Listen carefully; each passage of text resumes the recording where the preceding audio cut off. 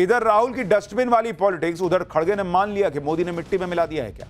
Rahul Gandhi mix जाति के हैं, किस कांग्रेस नेता ने गजब का दावा ठोक दिया। आज संसद फिर क्यों नहीं चली, क्या बवाल हुआ है, राहुल गांधी कौन सी ओबीसी वाली पॉलिटिक्स लेकर आए हैं, अब इसका चैप्टर खोलता हूं। पूरी दुनिया आज की डेट में भारत को बेस्ट बता रही है, लेकिन भारत में देखिए क्या हो रहा। पूरा इंडी गठबंधन यह बताने में जुटा है कि भारत में सिस्टम कितना खराब है। जिस चुनाव आयोग का नाम दुनिया भर में है, उस चुनाव आयोग को इंडी गठबंधन सिर्फ इसलिए घेर रहा है क्योंकि चुनाव आयोग बिहार में वोटर लिस्ट का रिवीजन करवा रहा है। बिहार में हो रहे वोटर वेरिफिकेशन के खिलाफ इंडी गठबंधन का प्रोटेस्ट आज भी चला। चुनाव आयोग के खिलाफ नारेबाजी की जा रही है। एसआईआर को लोकतंत्र पर वार बताया जा रहा है। आप यह भी देखिए कि एक तरफ वोटर वेरिफिकेशन पर बवाल किया जा रहा है, तो दूसरी तरफ कांग्रेस जाति की राजनीति को धार दे रही। आज दिल्ली में कांग्रेस का एक बड़ा कार्यक्रम हुआ जिसमें राहुल गांधी ने खुलकर ओबीसी पॉलिटिक्स की। इस कार्यक्रम में राहुल गांधी ने फिर से जाति जनगणना की बात की। राहुल गांधी के साथ खड़गे ने भी पीएम मोदी पर जमकर निशाना साधा। लेकिन सवाल यह है कि एसआईआर और जाति वाली राजनीति के दम पर इंडी गठबंधन नरेंद्र मोदी के सामने कितना टिक पाएगा, आज आपको विस्तार से यह बताऊंगा। और एसआईआर पर विपक्ष के आरोपों का फैक्ट चेक भी करेंगे।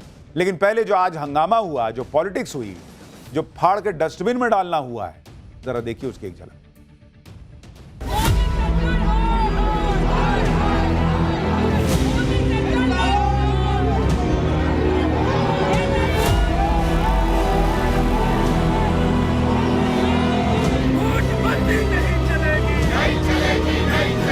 आज यहाँ शपथ लेते हैं, वैसे ही लड़ेंगे जैसे हमारे पुरखों लड़े। सिर्फ ये बिहार के लिए नहीं है, सारे देश में वो रिवीजन करें। अगर मुझे आपकी हिस्ट्री के बारे में थोड़ा सा भी ज्यादा मालूम होता, मैं तभी जाति जनगणना करा देता।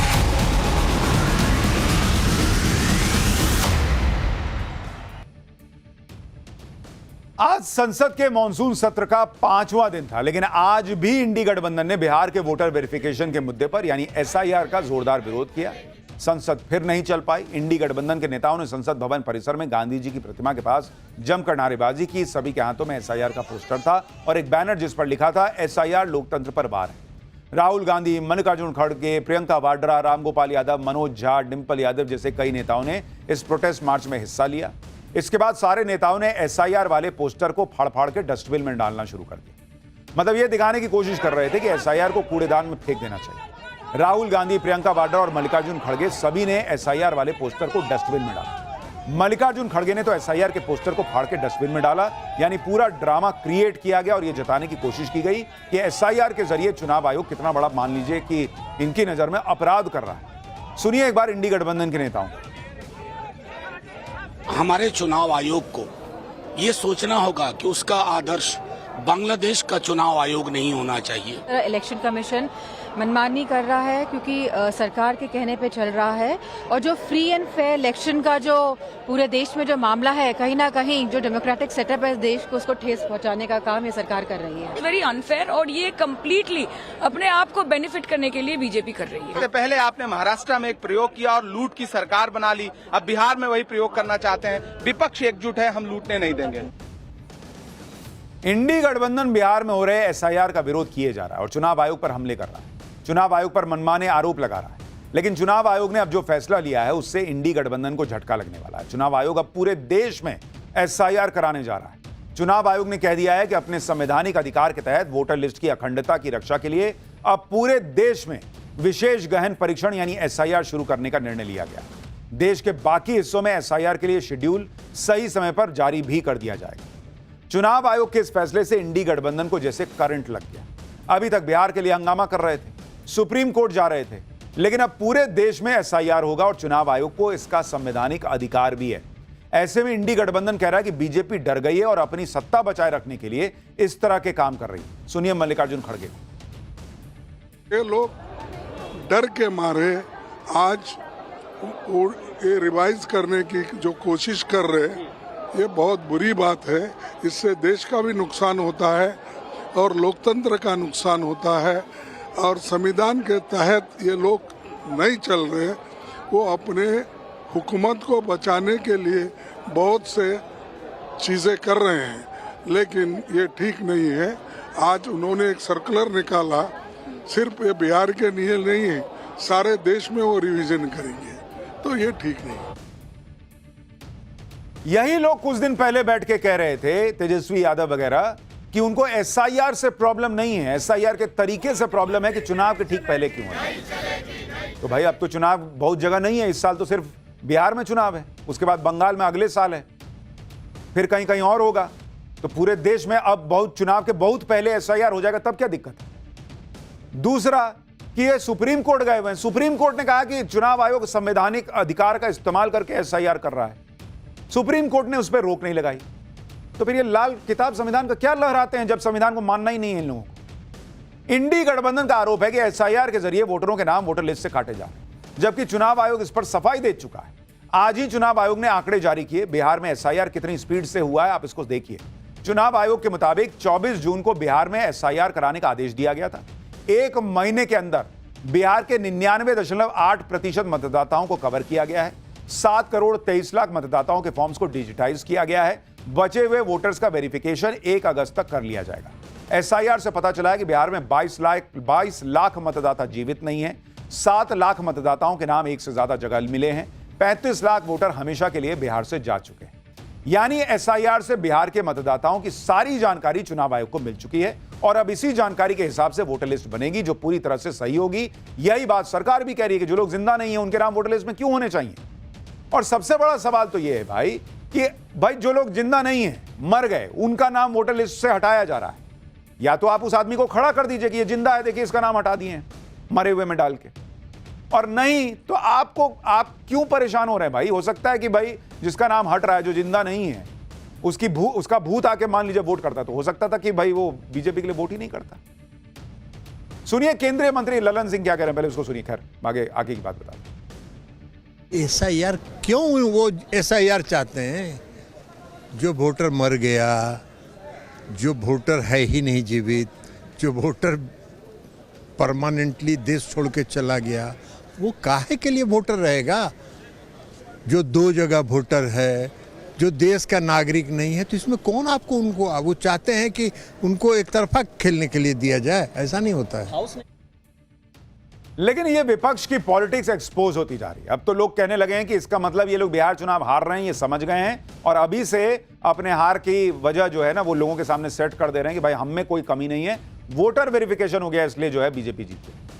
कांग्रेस वोटर वेरिफिकेशन के लिए सीधे पीएम मोदी पर हमले कर रही है। कांग्रेस कह रही है कि पीएम मोदी झूठों के सरदार हैं। सुनिए मल्लिकार्जुन खड़गे कांग्रेस अध्यक्ष को। तुम सबको सता रहे हैं, तुम सबको सता रहे, सबको मट्टी में मिला के तुम अकेले जिंदा रहना चाहते हैं और ये नहीं चलेगा। चल गया, 1 बार 2 बार 3 बार चल गया, इसके आगे नहीं चलेगा, क्योंकि वो हमेशा झूठों के सरदार है। झूठ बोलना ही उनका काम है, लेकिन लोगों में चीड़ क्यों नहीं आ रही मेरे को समझ में नहीं आ। मल्लिकार्जुन खड़गे ना, उनमें एक बहुत खास बात, वो बोलते बोलते सच बोल जाते हैं। कह रहे हैं कि लोगों में चिढ़ क्यों नहीं आ रही मुझे समझ में नहीं आता। यानी वो खुद मान रहे हैं कि पब्लिक नरेंद्र मोदी से चिढ़ी हुई नहीं है। खुद कह रहे हैं कि तुम हमको मिट्टी में मिला के खुद जिंदा रहना चाहते हो और 1 बार 2 बार 3 बार कर लिया, अब नहीं होगा। यानी मान रहे हैं कि 3 बार मोदी ने मिट्टी में मिला दिया। बोलते हैं तो बोलते बोलते में ना फ्लो में निकल जाता है सब। यानी कांग्रेस इस बात से परेशान है कि देश की जनता पीएम मोदी के खिलाफ हो क्यों नहीं रही है, चिढ़ क्यों नहीं रही है मोदी से। एसआईआर के मुद्दे पर कांग्रेस हंगामा कर रही है, लेकिन कांग्रेस को भी लग रहा होगा कि इस हंगामे से उसे बहुत ज्यादा फायदा नहीं होने वाला, इसलिए कांग्रेस अब फिर से ओबीसी कार्ड खेल रही है। आज दिल्ली में कांग्रेस ने भागीदारी न्याय महासम्मेलन का आयोजन किया। इस महासम्मेलन में कांग्रेस के कई ओबीसी नेता मौजूद थे। राहुल गांधी, मल्लिकार्जुन खड़गे और इस कार्यक्रम में कई दूसरे नेता शामिल हुए। कार्यक्रम के दौरान कांग्रेस के कार्यकर्ताओं को शपथ दिलाई गई कि वो राहुल गांधी के साथ खड़े रहेंगे और जो काम दिया जाएगा उसे पूरा करेंगे। देखिए शपथ ले रहे हैं लोग। राहुल गांधी लगातार जातिगत जनगणना की बात करते हैं और इसके जरिए ओबीसी समाज को समान भागीदारी देने का वादा करते हैं। आज राहुल गांधी ने जाति जनगणना को लेकर अपनी गलती भी मान ली। राहुल ने कहा कि दलितों और आदिवासियों के मुद्दे समझना आसान है, लेकिन ओबीसी की समस्या समझना मुश्किल है। राहुल ने कहा कि अगर उन्हें ओबीसी समाज के इतिहास के बारे में थोड़ा ज्यादा पता होता तो वो काफी पहले जातिगत जनगणना करवा देते। सुनिए राहुल गांधी। अनटचेबिलिटी उनकी हिस्ट्री है तो एकदम पता लग जाता है।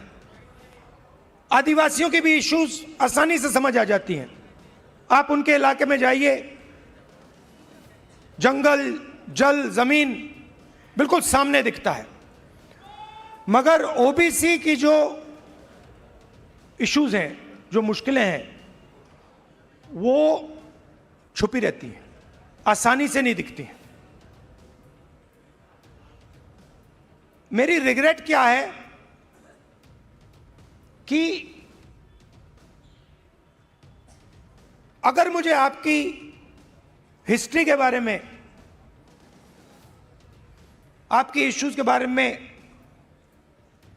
थोड़ा सा भी ज्यादा मालूम होता, मैं तभी जाति जनगणना करा देता। आज सबकी जीवा पर जो है ना मां सरस्वती विराजमान थी, सब सच बोल रहे हैं। राहुल गांधी भी कह रहे हैं कि उन्हें ओबीसी का इतिहास ज्यादा अच्छे से पता नहीं था। अगर पता होता तो कांग्रेस सरकार के दौर में ही कास्ट सेंसस करवा देते। बॉस, आपको नहीं पता था, बाकियों को भी नहीं पता था। आप थोड़े प्रधानमंत्री थे, जो प्रधानमंत्री थे उनको भी नहीं पता था। इतने सीनियर कांग्रेस के नेता, किसी को ओबीसी के बारे में पता ही नहीं था। और आपको मतलब ऑलमोस्ट, आप जिस तरह से कहा जाता है कि भाई रिमोट से सरकार चल रही थी, तो जो रिमोट पकड़े हुए लोग हैं उनको ही नहीं पता कि ओबीसी की समस्या क्या थी। और ये राहुल गांधी को प्रधानमंत्री बनना है, इनको 2025 में अब जाके समझ में आ रहा कि ओबीसी की समस्या क्या है। इसी कार्यक्रम में राहुल गांधी ने खुद की पीठ भी हालांकि थपथपा ली। राहुल गांधी ने कह दिया कि दलितों, अल्पसंख्यकों और महिलाओं के मुद्दे उठाने के लिए उनको अच्छे नंबर भी मिलने चाहिए। वो जिस मुद्दे को उठा लेते हैं उससे पीछे नहीं हटते। राहुल गांधी ने कहा कि इस बारे में आप लोग यानी कांग्रेस कार्यकर्ता प्रियंका वाड्रा से पूछ सकते हैं। सुनिए एक बार वो बयान। जहां तक मैंने, चाहे वो आदिवासियों की बात हो, दलितों की बात हो, माइनॉरिटीज की बात हो, वहां पे मुझे लगता है कि मुझे अच्छे नंबर मिलने चाहिए। महिलाओं की इश्यूज पर मुझे सही नंबर मिलने चाहिए। आप मेरी बहन से